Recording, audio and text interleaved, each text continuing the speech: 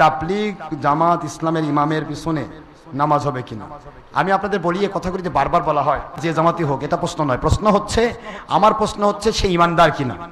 ইমানদার যদি হয় তার পিছনে নামাজ হবে। এখন একটা মানুষ যদি নবীকে আমাদের মতো বলে, বড় ভাইয়ের মতো বলে, মাটির মানুষ বলে, তাহলে সে ব্যক্তির সে নিজে কাফের, সে বেঈমান, কোরআন হাদিস অস্বীকারী। সুতরাং সে নিজে কাফের, তার পিছনে নামাজ হয় কি করে? কথা কন না কেন?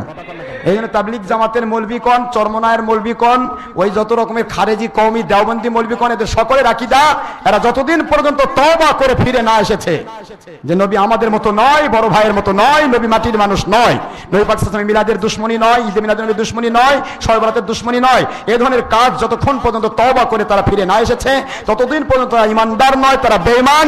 আর বেঈমান মুনশির পিছে নামাজ পড়া হারাম, কখনোই নামাজ হবে না, নামাজ হবে না। তারা তওবা করে ফিরলে নামাজ হবে, এছাড়া নামাজ হবে না। বেনামের বেঈমানের পিছে কখনো নামাজ হবে। মহান আল্লাহ পাক আমাদের সবাইকে তৌফিক দেন। এগুলি দলিল পাবেন কোথায়?